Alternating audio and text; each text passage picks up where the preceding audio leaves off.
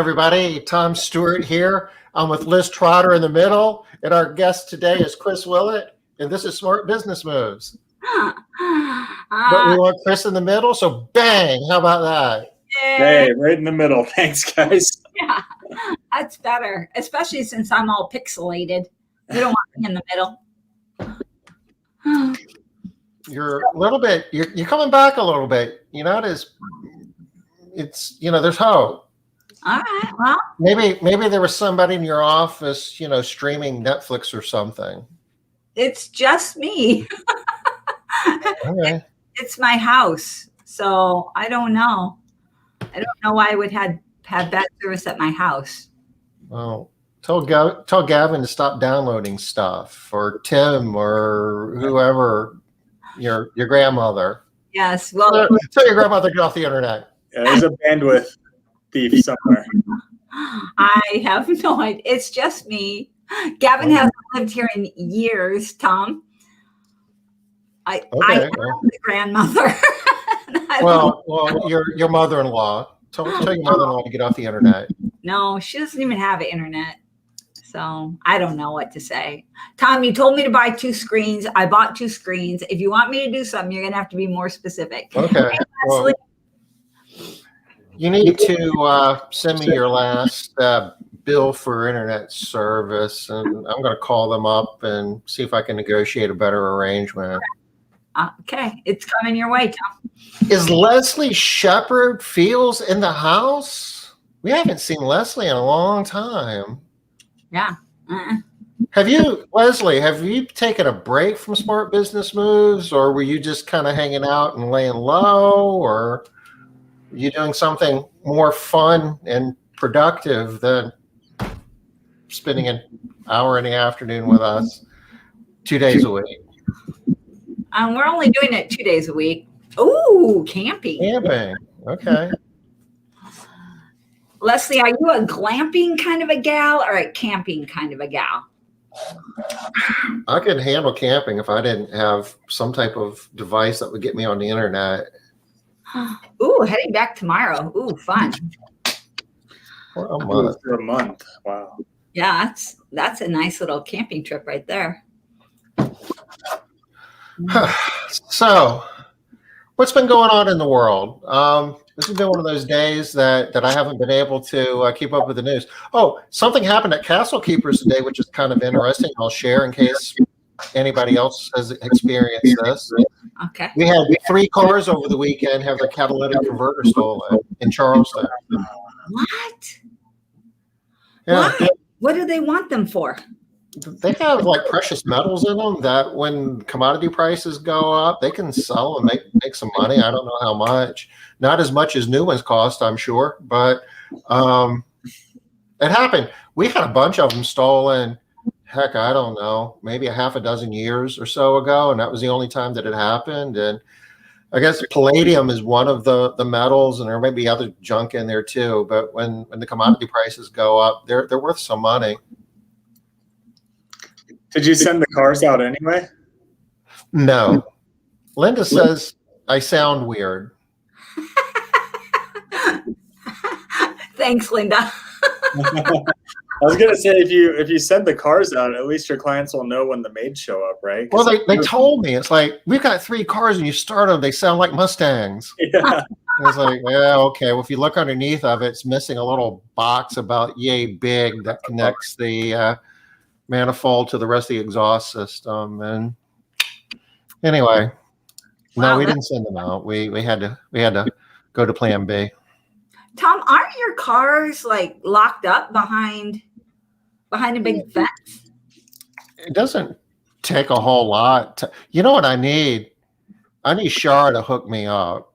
I need to do like electric guard dog, electric fence, because chain link fence. It's got like the razor wire along the top, but all you need is a pair of snips, and you can cut a hole and go in. And yeah, well, you're not cutting through Shara's stuff, no. Without getting electrocuted. Yeah, no. I don't know how much stuff you have stolen, but I can have her hook you up. No, actually, I've looked at that equipment before, and I know She's a very successful salesperson, and I know that she generates a ton of revenue. Yeah. And I know one of the reasons why. What she sells is very expensive. It's definitely more for those big companies, right? Yeah. I think. I know she's extremely talented, and there's a whole lot that goes into it. But when you're selling stuff that's very expensive and you can get people to buy it, you're going to generate a lot of revenue.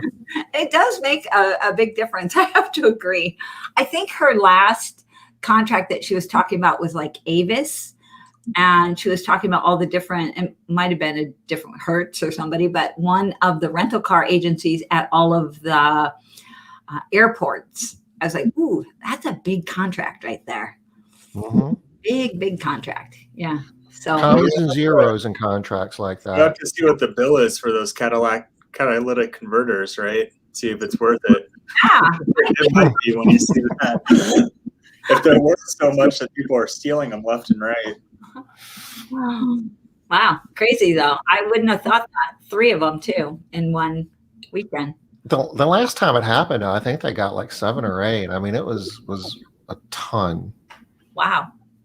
Yeah. That's a bummer, especially since it takes out the car till you get it fixed. Yeah. Yeah, you know what I mean, they sound really loud when they don't have that. Probably isn't good for the engine either. Another good reason to go solo. But you know, Robin, one of the reasons why we were able to handle it without a lot of consternation is we have a few cars that we really don't need right now because we do more solos as part of the whole COVID and the minimum wage starting at $15 an hour and having to become more efficient, and it all kind of plays in. You know what? Really want to get rid of a few cars, and that would be a few less cars that would have catalytic converters to steal, right? Yay. Leslie, you're cracking me up over here. If you were a thief, you'd totally hit car rental agencies. Yeah. Put much thought into that, Leslie? I don't feel like you have. I feel like there's better places like Bakes or something, right? Willie Sutton would say. Well, it depends what you're taking, I guess. If you're in the market of stealing catalytic converters, the other thing that they used to take all the time is compressors for air conditioners, the outside unit of the split units, get the copper out of them. I haven't had one of those stolen in a while. I'm kind of got me wondering now if I need to worry about that. Okay, this is just taking a bad turn. Well, it started out with you being pixelated, and then your color wasn't right, and this was for those of you who don't have the we need to do outtakes. No. Poor Chris was starting to tear up before we started. Yeah, I'm looking at everything in my video right now and checking what could be going wrong. I think we're okay though. You sound fine. You sound fine. I sound fine. Tom sounds bad. You and Tom both look good. I look bad. So really, you're the only one who looks good and sounds good. Well, I'm going to ask a question and mute myself a little bit. Do you guys want to kind of get into what we're going to be talking about today? Sure. No, was there any news, Tom, over the weekend? Any kind of financial stuff? Is that why you were talking about the catalytic converters, because you hadn't had a chance to check in on the news? Right. That was a financial hit to my personal P&L, but on a larger scale, I don't know. I'm seeing here inflation expectations surge. I know that the governor of the Fed, what's his face, Jerome Powell, is supposed to be speaking to Congress later this week, and a lot of people are going to watch that. More and more people are beginning to question if this whole inflation thing is just going to be temporary, if it's going to be a bigger deal. And I don't know. We'll see. I believe it's going to be around for a while, and that's one of the reasons why we are increasing our wages. And I think, I don't think that you want to be the last company in your market to figure out you need to be paying more. Yeah. Insurance? No, Leslie, unfortunately, not really. It's going to cost about $1,000, maybe a little bit more for each car to get them fixed. And we have $1,000 deductible, and it's on per car basis. So whatever little bit that we would get for insurance would hurt our loss run. So we're not even going to tell the insurance company. We filed a police report. They found a baseball cap underneath one of the cars. One of the bandits' hats fell off, and I guess in the darkness and whatever. So they have a piece of evidence. Maybe they can get some DNA off. I'm just kidding. It's hopeless. So no, At least you have a I hat. can make it go away. You got a free hat. Got a Yeah. hat. Well, actually, the police took the hat as evidence. Maybe you can get it back. Yeah. If you don't find the perpetrators, can I have the hat back? Why do you even take the hat? I mean, they're not doing any kind of DNA testing. What do they want? Hey, is this your hat? We got you, buddy. I want it as a trophy. I'd just keep it in my office. Yeah. Hey, at least I got a hat. Yeah. Well, I'm wondering if they go through the old police files, mug shots. Could they they find somebody wearing that hat? If that would be. Oh, yeah, I'm sure that's what's going to happen, Tom. Yeah. Some poor guy with the same hat is terrified being pulled into the police station. All right. So what exactly is our no leads? No leads. Don't expect any. Do you actually think it is somebody like hitting multiple businesses, Tom? It seems like it would have to be. Yeah, I mean it happens whenever the metal inside of those things becomes valuable enough, and I understand it's happening a lot because we called around to several repair shops to and they said, oh yeah, we got a backlog of those, so we're not an isolated case. Gosh, I think I would be nervous then because you have a lot of cars and they know it's easy to steal from them. There you got 3. Yeah. Yeah, that's a bummer. With- The dumb dude of the hat. Okay, enough of my woes. What's our matter of business today? What are you sharing with us, Chris? So we're talking about scheduling efficiency today. Yeah, Tom, you just brought up inflation. Wages need to go up, and that's what we're trying to accomplish right now. And scheduling efficiencies are going to create big cost savings for us. And so we're all about it right now. Anything that we can do to increase billable time is what I'm really shooting for in my business right now. I just started tracking this. I haven't tracked it in a long time.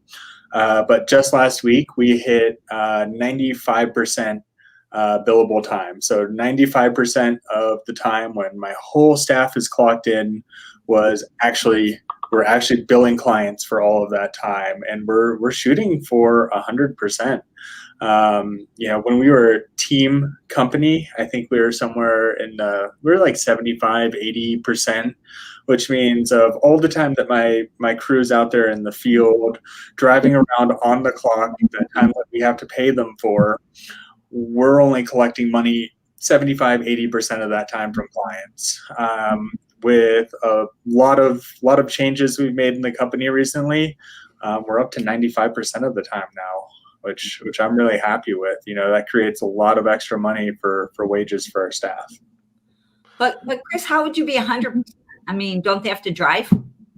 They do, but if they're finishing jobs early, if they're not coming to the office, we could potentially hit 100%. I'm not totally sure that that's a goal that I want to go for yet, because like you said, they do have to drive, and there's a little bit of, is it fair to the client if we're billing them for drive time? Something I'm kind of struggling with, but. And what about breaks? Do you guys have to provide breaks? Or anything? We have to provide breaks here. Yeah, we do. Typically, it's just between homes. If they're on a large home, let's say it's a 5-hour or longer home, they clock out partway through that house. go out, grab a burger, come back, finish the job, and we prepare clients for that. Those don't come around too often, though. That's something we maybe run into once a week. Okay. And Chris, I don't know if I properly introduced you. Chris Willatt with Alpine Maids in Denver, Colorado. Yeah, that's me. So the laws in Denver, I guess, are definitely different than they are in Washington State. Although, Of course, you guys smoke dope in both places, so there's some similarities too. But there's a lot of similarities. I used to watch Washington State and wonder, man, Liz, how do you operate there? There's so much regulation. There's so many laws you have to follow. And now I think, Liz, you're looking at me like, Chris, how do you operate in Denver? You guys are, it's tables are turning here. It's interesting time. But this whole concept of efficiency, where, if you're going to be paying somebody, the more of that time they're actually generating revenue, a lot more, profitable you're going to be. I'm assuming the only downtime you have is driving between the first home and the second home if they're cleaning, 2 homes. Yeah, that's right. And I think I think you said the right word is billable. Sorry.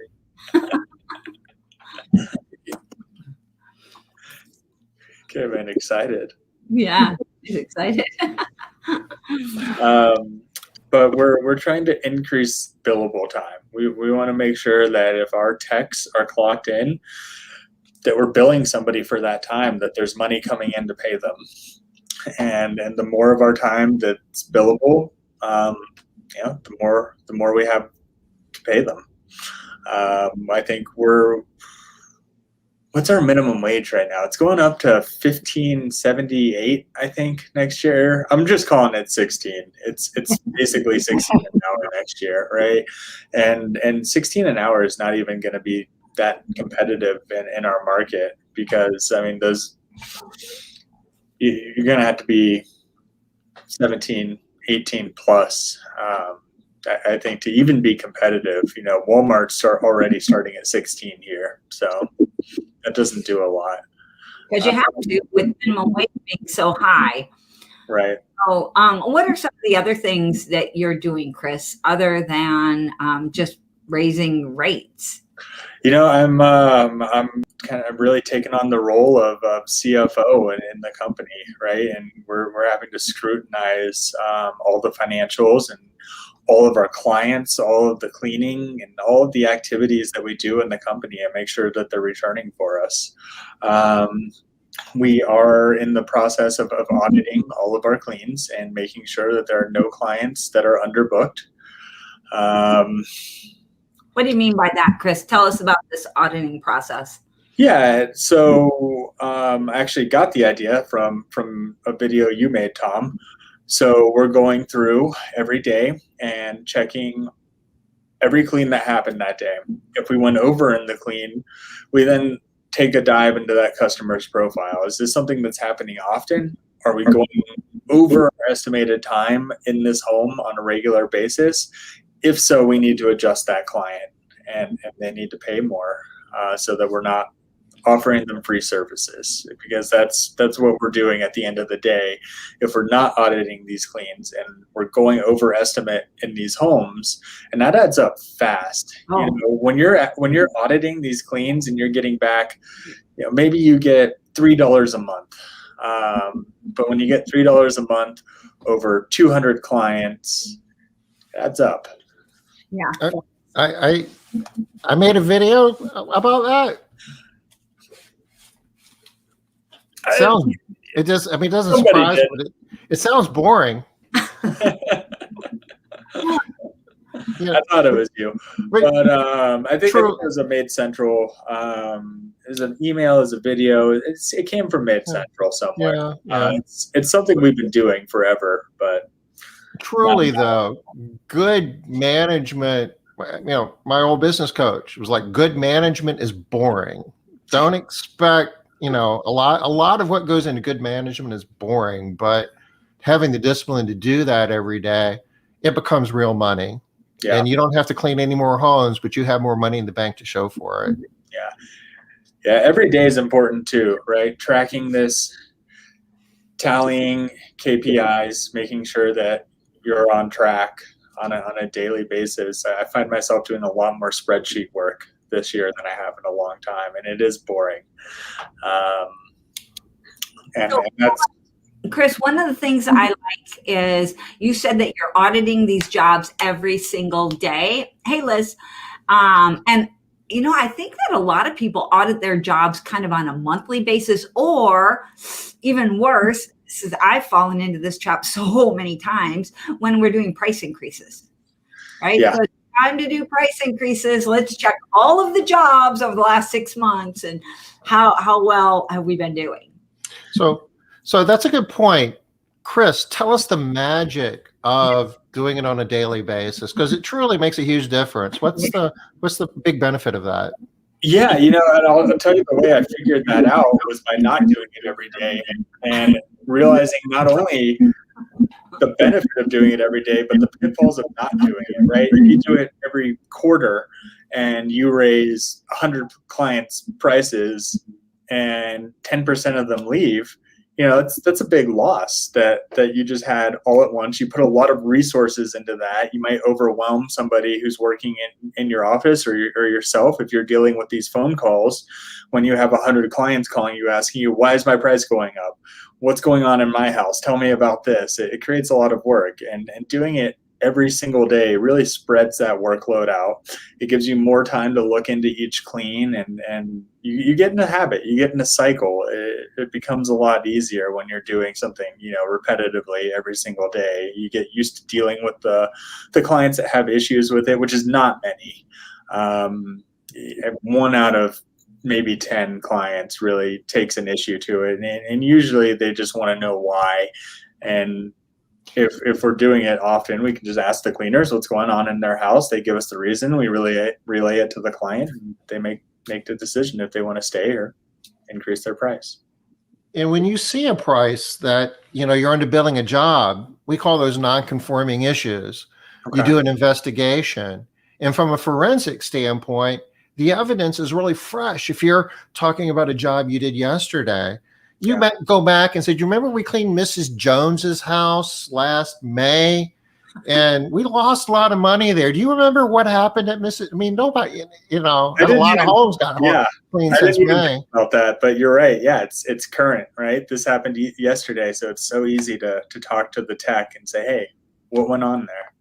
Yeah, if a week goes by, it's like, well, God, I've cleaned a lot of homes. They all kind of look the same after a while. No, I don't remember anything. Yeah, exactly. All right. So another thing that you just said, Chris, that I hadn't considered. So you said you're auditing the jobs every day, but you're not calling the customers every day, are you? No. So we audit, we shoot an email, and that's it. And what does the email say? The email says, hey, over the past however many cleans, we've been auditing, or rather, we've been auditing the past couple of cleans, and your tech is worried that we don't have enough time to complete the job up to your standards, which is on all of these cleans completely true. Couple options that we give them: either A, raise your price. We could look at a rotational clean, something like, hey, do you have a 4,000 square foot home with a basement? We can leave that basement out every other clean. We can leave out unused rooms, and a lot of the options that we give to these clients are geared towards larger homes, you know, maybe 1,800, 16, 17, 1,800 plus square foot homes.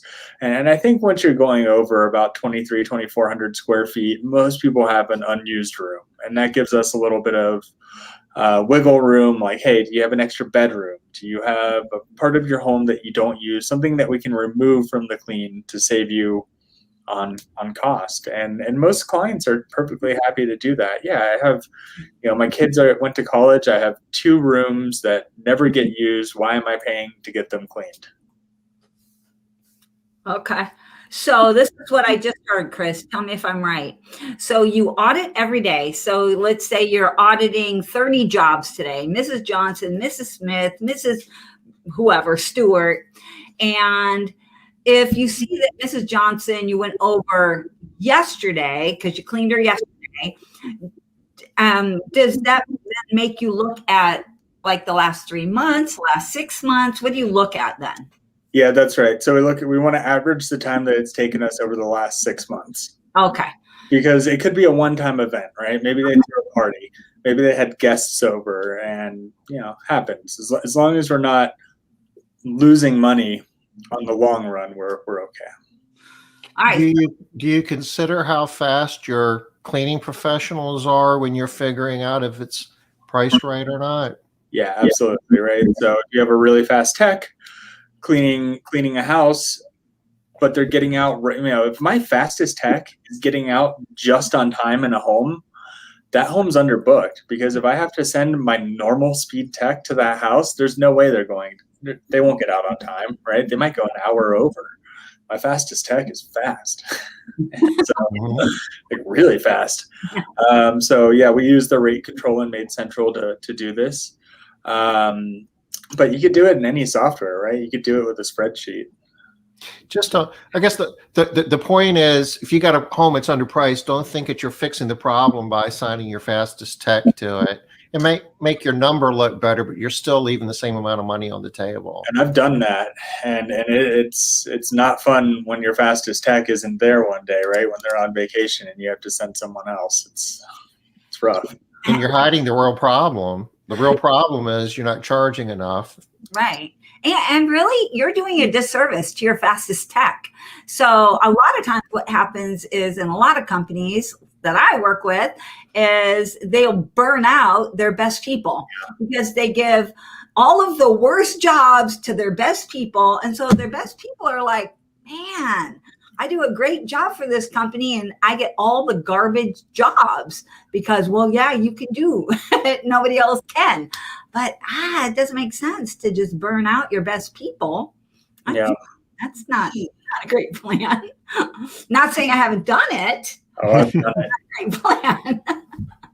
But we've learned a few things over the years, and we don't do it anymore. Yeah, we try harder anyway. All right, let's go back to Chris. What you do. So every day you are running all of the jobs from yesterday. You're checking. So it sounds like you're checking two things. What were the times on the job? What jobs did we go over on? And who cleaned for those different jobs, right? So those two things. And then if you find a job that you were over on, you average it over the last 6 months. If it's over just a little bit, do you do anything? If your average over the last 6 months is a little bit over, do you do anything? And that's where there's some room for interpretation. So we have various clients at various rates. I have some clients at 45 an hour, and I have some clients at 65 an hour. Oh. And so let's say this client is at 65 an hour, and we're going over 5 minutes. Okay. I'm probably just gonna wash it and extend their time a little bit. And now they're going to be at $64 an hour. And makes it easy. We're talking maid hour too, right? Labor hour. Sorry, that's right. So okay. labor hour. And your target revenue per hour is what? 56 is what we want to be at. Okay. So in that case, you might eat it and come in at 53 or whatever, and say that's close enough. Sure. Of course. And just thinking out loud, you don't want to give somebody a 50 cent increase, or whatever, $1.25, but does it make sense to give them a respectable increase, $10 or so, and say, well, maybe I can get $63 an hour for this home? They won't complain because I'm just wondering, because I do the same thing. It's close enough. Let's not worry about it. Yeah. But, maybe I'm lazy. Maybe what we should be doing is let's look at this as an opportunity to get more than what our par value is. Yeah. And, the one thing I try to avoid is I just don't want to look petty to a client. So if we're talking about a $1 increase, I don't want to send them the big email about like, giving them options, and it's 2 paragraphs long. And I wouldn't be petty. I would never give somebody $1 increase. That's what I'm saying. So why don't you go for, a respectable increase and say, I'm going to make more than what my revenue per hour. It's a good point. And good point. I never thought of that before. I'm like running that through my head right now. Like, yeah, I think we need to. I need to create some sort of criteria for this that says, if it's an under $5 increase, do X, and if the client's below our target hourly rate, give them the increase and a price adjustment, or create a set of rules around this so that we can really systemize it and make sure that we do the right thing every time. I'm kind of really liking what Tom is saying though. And to your point with the system, if we are charging between 50 or 5 cents and $5 less than we should be, automatically we send out a letter for an $8 increase. Sure. So we are making sure that we are getting ourselves in alignment for that next price increase, or I guess it would be an $8 price adjustment, right? And then we're getting them into alignment for our price increases. It'd be another way to get us up to that goal that we're trying to get to. Because a lot of times our overall is below our goal. I mean, you rarely see anybody whose overall price per hour is the same as their target. Sure. And if you remember how we started the show talking about the prospects are growing, that inflation's a real thing. And Chris, you're sharing that the minimum wage in your state is going up to effectively $16 an hour. Whatever you think your par value is now, you very well might be lower than what it should be. So it doesn't really hurt you to have jobs on the schedule that you're getting more than what your target is. It's a good point. And usually, the way I've thought about this in the past is we need to get everybody up to par now, and then in the future we deal with it via rate increases as needed. But if we can get ahead of that goal and get more money now, then we have a lot more wiggle room. So Chris, one of the reasons why I wanted to bring you on the show for this topic is you've been doing this before most people ever started. You've been doing this for a few years now, where you're always looking for how you can make more money and be able to pay your people more. 3 years ago, we were having the same conversation long before COVID ever came around. Yeah. Different. There's always a way, right? I mean, what we're talking about now is one way. The other thing we've done is routing. And, if we're driving less, we're billing more. If we're billing more, we're making more. So routing is another really big thing too. Oh, we got a bunch of stuff on here. I am so far in the hole on questions and stuff. Do we want to knock a few of these out? Oh, wait, let's go all the way up. Leslie, making our biggest price increase today from 48 to 55. No, you're missing one. Andrea was before that. Oh, evidently she sends out rate increases and they don't get a response. What do we do next? I have an idea, but you guys, what do you guys do? What do you do, Chris? Nothing. You just raise their price, and because you're building their credit card, right, Chris? Sure. Yeah. So, Andrea, in Chris's situation, he's billing their card. So he's not really asking for approval. He's just letting them know, hey, starting this date, this is how much your charge is going to be getting billed. And I look at it like, what every other company does to me, which is if the price of Netflix increases, they might send an email. And Netflix does it. I love that. Netflix is a great example because Netflix doesn't send you a letter saying, hey, I'm sorry, all of these expenses are going up. Is it okay with you if we start charging you an extra 50 cents an hour? They don't say that. They just say, if they send you anything, it's going to be something that says price increase goes into effect on such and such date. That's it. You'll get nothing and you'll like it. Yeah. And nothing new's coming. We're not giving you better service. Nothing's coming. Guess what? Price is going. But you know what the common thread to all of this is? And Andrea, this is something to think about too. I don't know if you're taking checks or whatnot, but credit cards give you a ton more leverage on rate increases. And it doesn't even seem, it seems like the whole psychology behind it when you're charging somebody's credit card, it just goes easier. And you know, we've got some legacy customers, and we've acquired some accounts from other places that they were doing checks as well. And a lot of times you ask them for a credit card and they go, "Oh, thank God, I was writing checks because I thought that was the way that I had to pay you." Yeah. More times than not, I think it's a rare situation in 2021 that anybody says, "You know what, I really don't want to give you a credit card. I would rather write a check." All right, so this is one of the things when we're talking about credit cards. I'm going to bring up this separate issue. This is something that I see a lot in some of the Facebook groups, like the professional house cleaners group. I'm never charging credit cards. Are you kidding me? They charge so much. I end up having to pay 2.5% plus 3, blah, blah, blah, blah, blah. What do you guys think about that? I mean, I know that we all I would argue that you're going to have more money in the bank at the end of the month by paying whatever your merchant account fees are. You get paid. You don't have to chase money.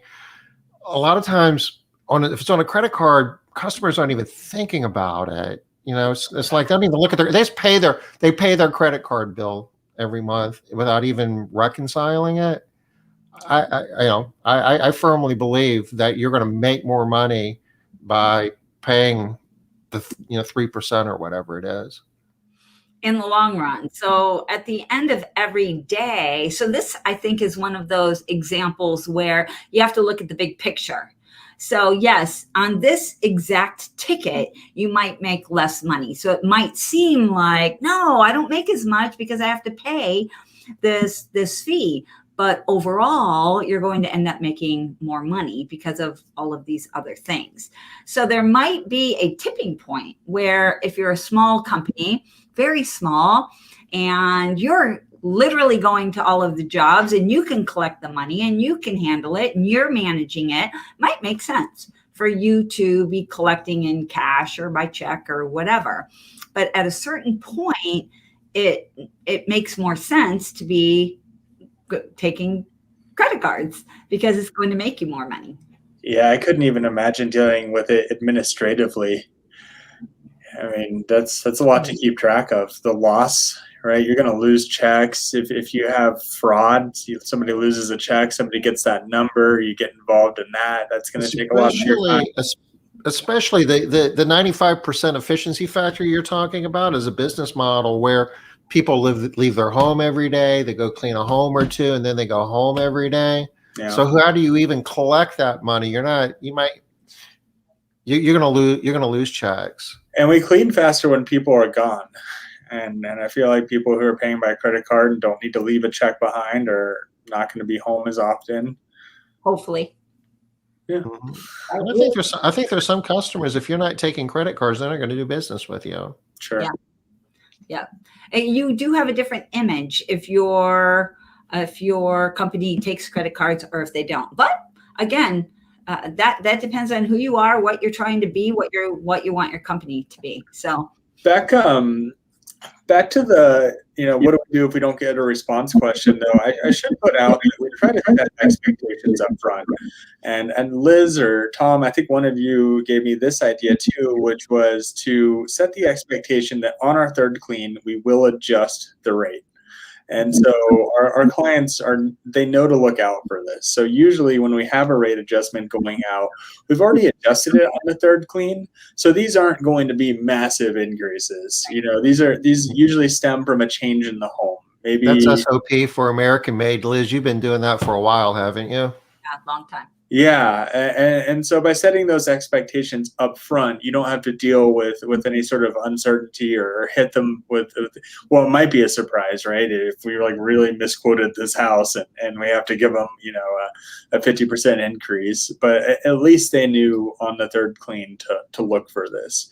And so if we adjust on the third clean, maybe they have a baby, maybe they get two puppies down the line and something changes. And again, now it's really easy to explain and something they might be expecting. So I do feel like it does make a big difference. We're always talking about setting expectations, right? That you gotta set the expectations and you gotta meet the expectations. If you're lucky, you exceed them periodically, often enough that your customers are like, "Wow, this is an amazing company." But you at least have to meet those expectations. So setting expectations up front that you can meet, awesome. And Chris, you just had a brand new baby, and so.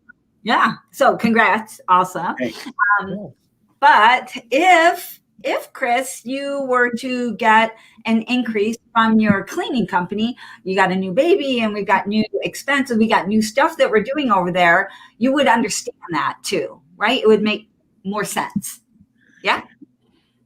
Oh yeah, and I just think especially with the new baby, they could send me pretty much any increase they want, right? Right. So you flip that around and do like rate increases across the board. It's like, I just had a new baby. Things are expensive, so we're raising our rates. Yeah, that's good, Chris. I like that. I want to see your new price increase letter. All right. So, Tom, we got a bunch of stuff going on. Yeah, Leslie is increasing her hourly rate from 48 to 55. Minimum wage, I guess, $19 an hour. No one times or monthly clients.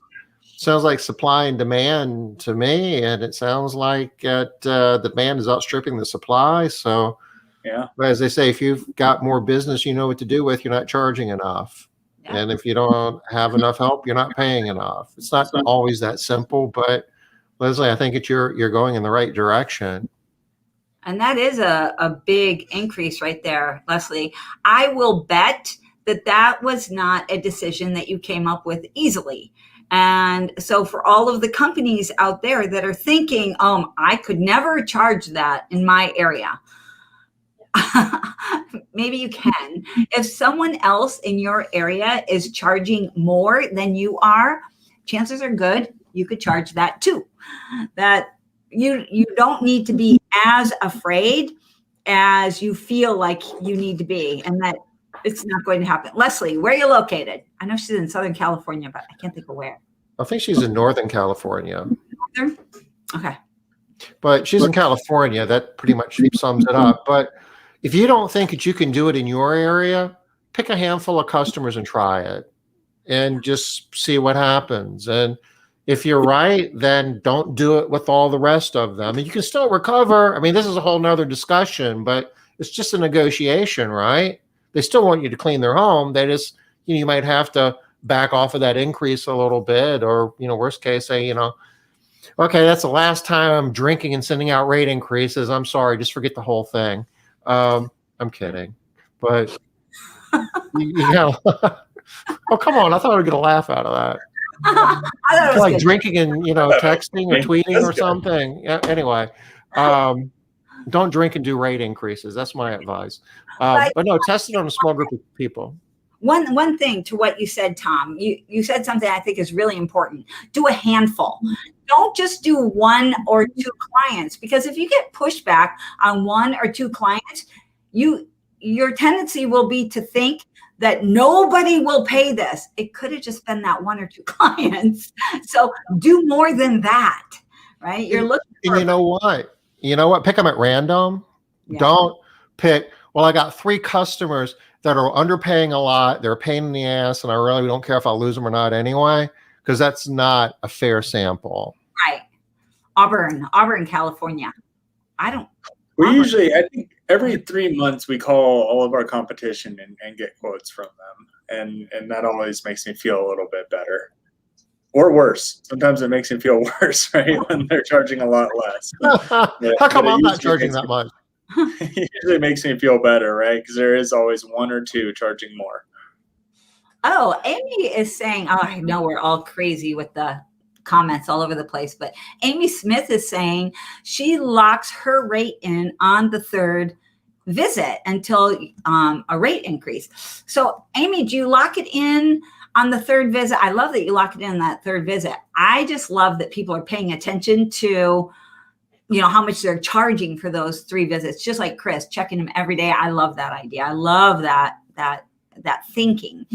But if you lock it in until your next rate increase, and you've got it in parentheses, so I'm guessing that you're still open to an adjustment if they get brand new hardwood flooring, or if they get a new baby or something like that. Is that correct? Does that make sense there?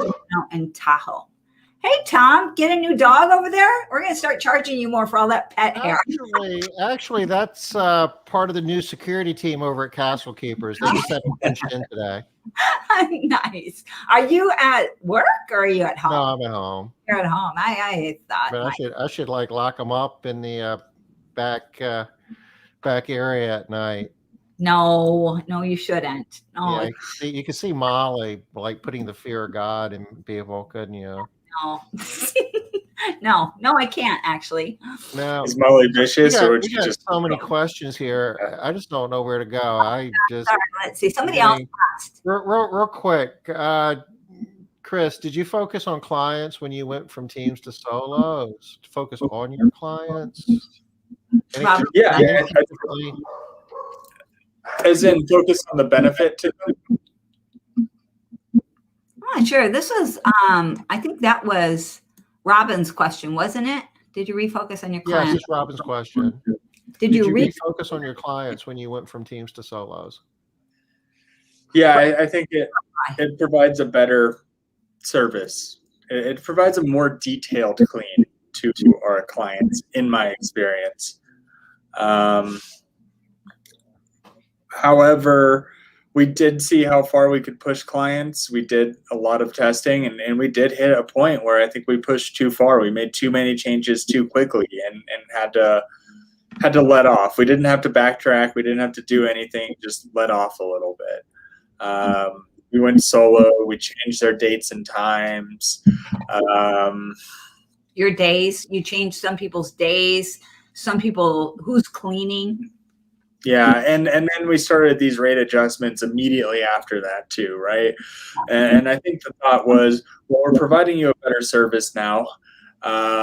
We're providing you a more consistent service now that we have you scheduled correctly. So now we can charge you more. And for a lot of clients that worked, as long as we communicated that properly and it was the change that they're looking for. The issues that we ran into are the people who hired a team company because they wanted us out of their home quickly. And now that's not something that we can do. So, that was an unfortunate side effect of this, is that those clients we can't deliver for. Yeah, we ran into that problem too. That was, and it was unanticipated how, I personally should have been able to figure that out. We had a lot more clients that were in the home when we were, doing it initially. It didn't matter to the clients whether it was team or solo because they weren't home. But during COVID, everybody was home, and it did make a really big difference. Yeah. I think now is kind of when we're seeing that too. It was like during the pandemic, everybody understood and said, "Yeah, I get it. Don't send a bunch of people in my house." Now people are, relaxing, and that's kind of when it's coming out. Are you guys going back to 2 people? Can you send 2 people back? And fortunately, the answer about the Delta variant. Have you gotten your booster shot yet? You need to milk this COVID thing for as long as you can. Yeah, right. Definitely. Chris, Leslie wants to know if you're charging by the job. Yes. Yeah, we charge by the job. Charging by the job, but also breaking it down for how much you're actually making per hour, so that you can we at the end of the day, internally, we're looking at hourly rates, right, across the board, but we are selling by the job. Liz, you're saying that you're running between 50 and 75 an hour, depending on the job, the client, and the tasks.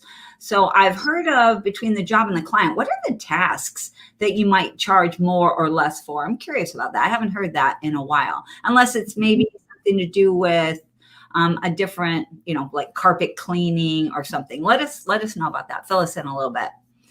Composure, that email is critical. True story right there, Leslie. Communication, if it's not worded correctly, boy, you can turn people off. That's very, very true. We charge by the job, not the hour. I have an hour minimum. Yep, same thing. Hey, Linda, I didn't even see you on there. Just now seeing you. I'm trying to catch up with all of this stuff. Why can't I see the questions? I'm trying to catch up. Amy, my guess is you can't see all the questions because they come into us from a lot of different groups. So you can only see the questions that are actually posted in the group you're in. That's right. Right, Tom? That is correct, because we stream this on like a half a dozen different pages and YouTube and whatnot. So you're only going to see the questions that are on the particular page that you're watching. Oh, Andrea, asking for approval. There you go. Good little tip right there, right? I like that too, especially if you're credit cards. It's harder if you're taking checks because you actually have to get their approval in one way or another. Either they write the check for a larger quantity or they respond to something. But yeah, if you're taking checks, it's much more difficult to raise rates. 300. This is an interesting observation from Leslie about the sense of ownership with solos as opposed to, two people, teams or more. Have you found that to be the case, Chris? Yes. Yeah, definitely.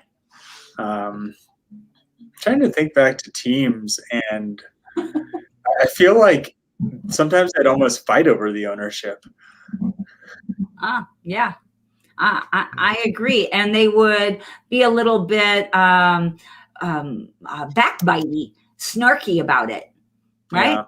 Yeah. They do as well. Yeah. Yep. All right, let's see what else we have on here. Don't like it, walk there. Our customers that will pay that fee and be happy. Yeah, that's true. Right now, it is the case where people are paying a lot more money for their cleaning than they have in the past. Leslie saying very few choices and movie platforms, lots of choices for cleaning. Yes, I would. I would agree with that. A lot more choices for cleaning, but in the category that you're looking for, hopefully there are fewer, which is the same thing with movie choices. Right. And the specific, like there are a lot of places to get your movies, the little apps that pop up when you open up your TV screen. There's so many of them, but Hulu is different than Netflix, is different than PBS, they're all different. So finding a way to, what's the word I want? Differentiate? Yeah, differentiate. Thanks, Tom. Finding a way to differentiate yourself from those other cleaning companies is going to be important, just like with the movie companies, I think. Passing on the food to come. Yeah, careful, you guys. Also, I saw somebody is saying that they add the credit card fees onto the customer. It's okay to have your customers pay your credit card fees, but it's not allowed. It's not, well, I don't know if this has changed. A year ago, it was not legal to charge somebody the credit card fees. So to say that I'm charging you these credit card fees. I know that in my area, Taco Time got into some really big trouble around that for doing that. So if you are going to do that, then be careful how you go about doing that. Let's see, what else do we got on here? We got more questions. We are running out of time quick. Idea, Leslie, where are you located? Okay. Oh, here we go. Leslie's got her letter on here. Oh. It's too big to put in the box there, isn't it? Does it fit? Oops. I think that was me sharing that. I was trying to be able to see if I could get the whole thing. I'm seeing letters like this all over town in Denver, posted on the front door of a restaurant. Another thing we have everywhere is auto gratuity. Every restaurant I walk into has a 20% tip added, and you don't have an option. It's 20% or, maybe 25%. Wow, really? I don't know if we have that here. Do you have that in South Carolina, Tom? Oh, Tom's muted. We can't hear Tom. It seems to be scaling back a little bit now. I was looking up your credit card fee question. I've got a really awesome answer to it, but I missed what you guys were doing. So what did I miss? All right. No, that's okay. So Chris was saying, I can't wait to hear your credit card fee thing. But Chris was saying that where he is, he's seeing a lot of this type of stuff on doors, et cetera. But one of the things he's running into is like at restaurants, there's an auto gratuity added on 20%, maybe even 25% automatic gratuity because people can't, companies can't keep employees and they need to get them paid more. So they're making sure that are you finding I'm that? not aware of that around here, but then again, I don't get out much either. So if it was happening, I wouldn't be one of the first people to know about it. Yeah, and I'll say that was 3 months ago because for the past 3 months I haven't been getting out either. So Because you got a new baby. right. Don't worry, you're gonna start getting us back out again. Don't have to worry. Ooh, wow, it's hot. Okay, yeah, where Liz is. You want to hear about the credit card fees before we go? Yeah, that'd be awesome. Fill us in, Tom. Wow. As with a lot of this stuff, a lot of it depends. You've got credit card fees, you've got convenience fees, you've got surcharges, minimum purchase requirements. A lot of it depends on how you word it, the purpose behind it. You have to know if it's a debit card or a prepaid card, you can't do surcharges, for instance. If you want to do convenience fees, that isn't so much a legal thing as it is an agreement you have with the merchant account provider, and each credit card kind of has different rules. So you really kind of have to look at which credit cards are going on. So it's a complicated. Well, look below, Tom. There's 10 states that you can't Prohibit credit card surcharges. Colorado. Or convenience fees. Texas. How about Interesting. that? Hey, look, I'm good now. I didn't, which is why I expect to see Texas and Oklahoma. Kind of weird that you see Colorado, California, Texas. Those don't go together. Yeah. No. I'll take this link and I'll drop it in chat. Yeah. I guess the real answer is know your state. Don't automatically assume you can, but don't automatically assume you can. You'll want to do a little bit of research, maybe even talk to your CPA, your local attorney, one of your trusted professional advisors to get a little more guidance as to how it's done. What? You don't want to just go on Facebook and see what's posted there? Or you can post something in a Facebook group and ask there. No. We highly recommend that you don't use Facebook. Being sarcastic, folks. Yes. All right. Well, Chris, do you have any last minute advice for us? We got one last minute here. Anything that you think that people should really focus on to be able to do better? One thing. I mean, that's what I try as hard as I can to just focus on one thing at a time in my business, and right now it's increasing that efficiency. So that's a goal, and all of the activities that we're doing over here are focused and centered around that, and we're making it happen. Nice. Yeah, I like it. That's great. That's my advice. All right. Hey, Linda. Yep. Glad you liked the topic today. Hopefully you could hear us through all our craziness and me being all wobbly. And the Castle Keepers security team, getting a bit rowdy. Getting them ready. It is top of the hour. Chris, this is good stuff. And it was, we do this a lot, and sometimes we get good stuff. Sometimes we get good stuff and it's actually fun too. And I think that we hit a little bit of both of those today. So much appreciated. Thanks, so Tom, what's coming up on Wednesday? We're going to be here, and we've got a couple of guests. I was going to pop it up and I forgot. And I was looking at that earlier, and Aja Holiday and Chad Henley are going to be here. Nice. All So, right. So, This is, are Aja and Chad going to be talking about Katie's topic? I don't know. It'll be a different perspective, though, right? Hopefully. You think about it. I don't know how this is going to work because you put Chad and Aja together in a discussion. This could go a lot of different ways. I'm gonna watch. I'm just imagining a tennis match back and forth. What's going on? Yeah, I can't wait to see how that goes. All right. Well, Aja's newly back from vacation, so she's probably going to be more laid back and chill than normal. We'll see. But that's the plan. So we'll be here Wednesday, 5:00 Eastern. It'll be fun. We'll see what happens. Until then, take care. See you Wednesday. Bye-bye. Thanks, y'all. Thanks, guys.